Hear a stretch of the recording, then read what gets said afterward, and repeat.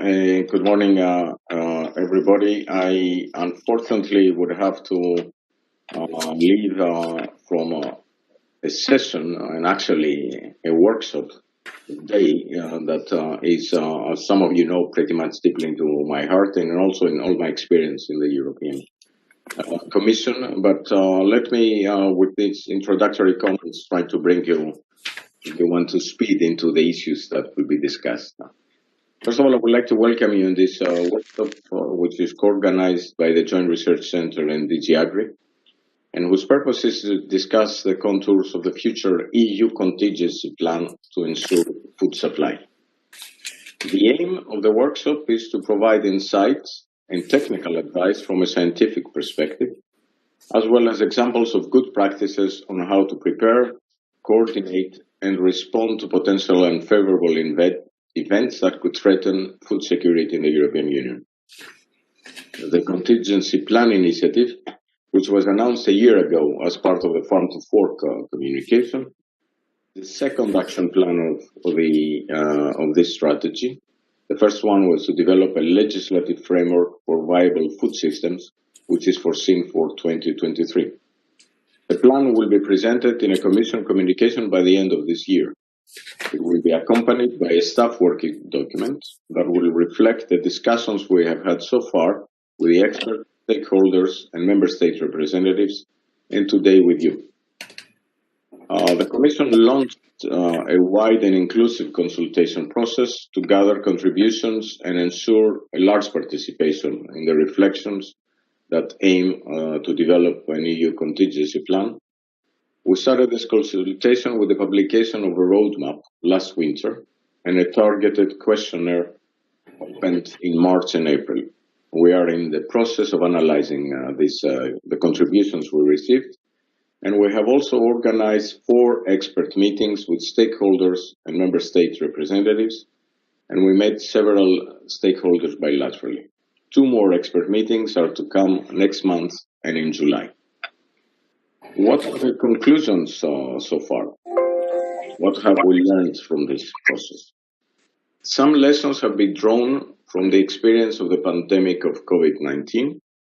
First, that the EU food system coped relatively well and we did not face food shortages or a food crisis. I would expand this based on my experience as chairing the EMIS group for the G20 this year and being present in this group since its creation. I think this applies at the world food system at large and not only our own. Second lesson we have learned is that the food value chains are interdependent and communication and coordination among all actors are crucial, including with the consumers.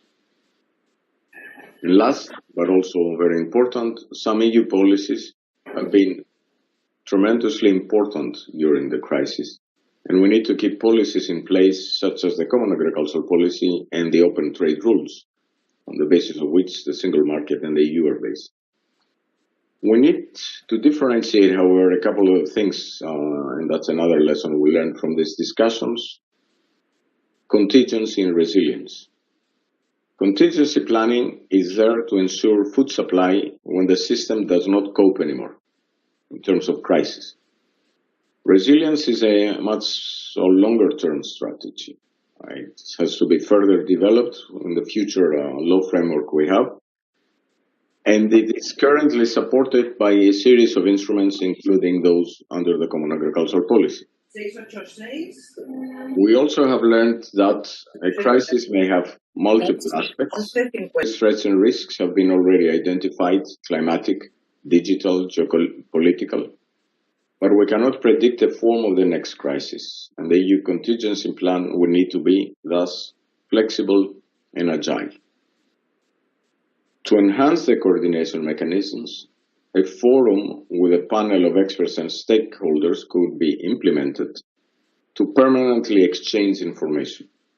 The frequency of the meetings could easily be increased when needed, and this organization reminds us, and me especially, of the G20 Initiative on Market Transparency, AMIS, the Agricultural Market Information System, or the model of the food safety contingency that our colleagues in DG Sante are running.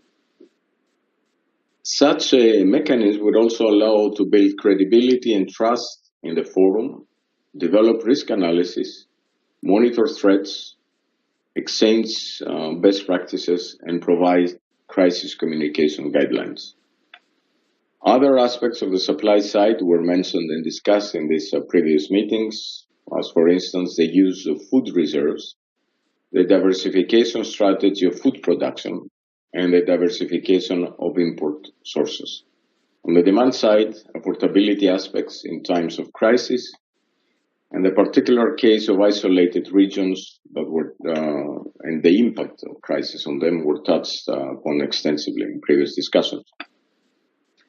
So what do we expect from today's discussions? The workshop today at covering the different angles of the problems. What we expect from the presentations and the discussions is to have our current conclusions challenged and get fresh ideas for the manner we could implement the future contingency plan. So I would invite you to participate, take the floor, and share your views with us in the chat. We are under Chatham House rules, and since under these rules and also the rules of this, I still have about 5 minutes more. I decided to go and give the example of entering into the Chatham House rules with my previous ideas and experience as an input on this process. As some of you know, my experience in the European Commission is long, maybe a little bit too long, 1 more year remaining. Throughout this experience, I've witnessed 4 different major crises.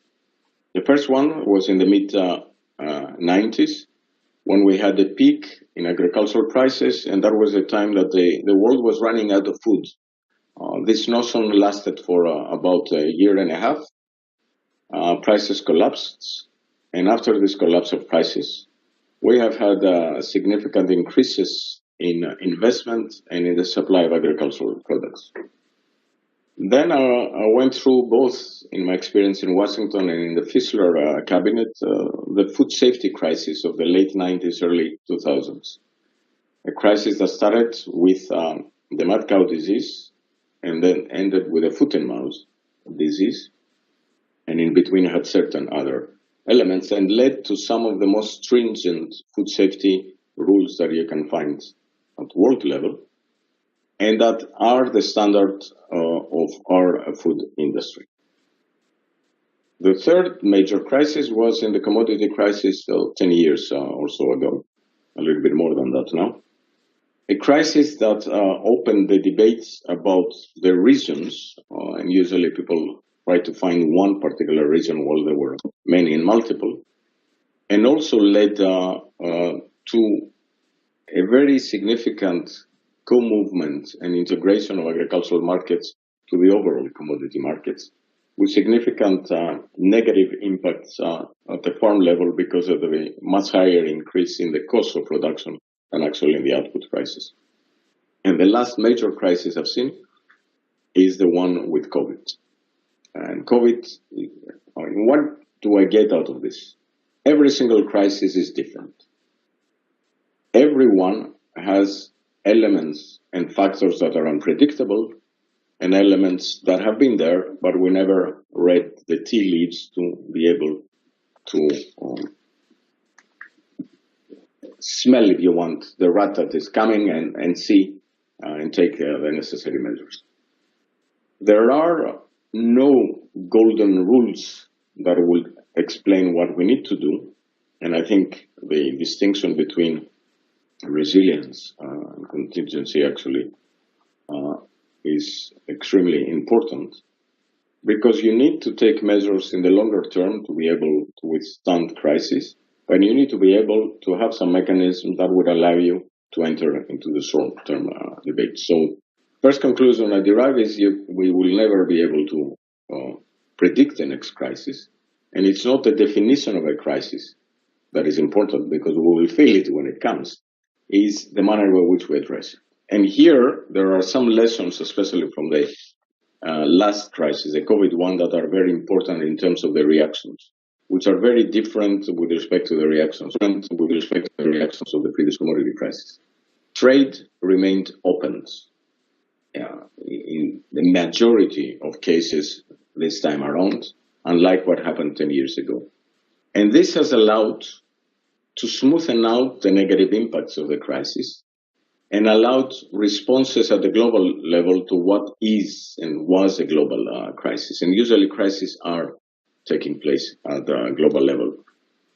And that's the second important element that I draw from my experience, is to be able to actually allow the crisis impacts to take place without adding oil to fire, making sure that the measures that are implemented are the ones that smoothen out the negative effects of the crisis instead of adding more problems to the ones that already exist. And there is a third element that is much more permanent in all crises, especially in a sector like agriculture. They affect both the supply and the demand side, and they affect in the broader sense all these elements that it's a la mode right now to focus on, but it also in the context and more important. We talk a lot about sustainability, and we should talk a lot about sustainability, but should be aware of the fact that all three elements of sustainability, the economic, the environmental, and the social, are present in crisis and need to be present in the solutions in all their dimensions. We should not continue sometimes to believe that we can solve some of the problems, the economic ones at the expense of the environment, or the environmental ones at the expense of the economic or the social aspects. Because what is extremely important is that crisis would affect both the supply and the demand side, and it would be extremely important to pass the messages between the consumer and the producer in a manner that doesn't only provide solutions for the short term, but also for the longer term. And the last point, which is a pretty personal one as an idea, but I've seen it also in the debate we had in the previous commodity crisis, because there are already ideas that start circulating about what we do in terms of creating stocks, strategic stocks. And in the invitation to come up with ideas, I come up with this. First of all, and these are arguments that we have used also 10 years back, strategic stocks are what the word says, strategic. And if they're really strategic, you're not supposed to know them. And every country in the world has strategic stocks. In food, there is a very significant difference than oil or other commodities. Food is perishable, and many of these stocks are perishable. And then there is a third element that I learned decades ago, macroeconomics, about the so-called fixed rule. Now, if you put in legislation the manner by which you are obliged to respond to market conditions in the time of crisis, you risk becoming hostage to speculation if the mechanism that is in place has set these rules in a manner that is inflexible and doesn't take into account market conditions. We still have a debate about prices as if we're in the 90s when we set international rules of WTO, and not in this decade where the price level has changed completely. It would be very important, whatever mechanism we have in place, to be able to have a great variety among them and not rely exclusively in one on the other. And here, my point has been, and I was mentioning that the other day, I don't remember in which meeting, that it was 2008, when in the first time, in an impact assessment on the so-called health check of the CAP at the time, we introduced the concept and the need to have broader risk management measures that cover, among other aspects, climate action. You can still, this is in the public domain, you can still find it. And we are 13 years later, and we're still discussing pretty much similar things. So at some point, words should turn into actions that are specific, targeted, and also come up with ideas that reflect the fact that we're not 13 years back, but we are in a world that is digital and turning green very fast. And these elements need to be taken into account. Thanks a lot. I hope I didn't take much more time than was necessary. And again, apologies, but there are too many meetings taking place at this time of the year.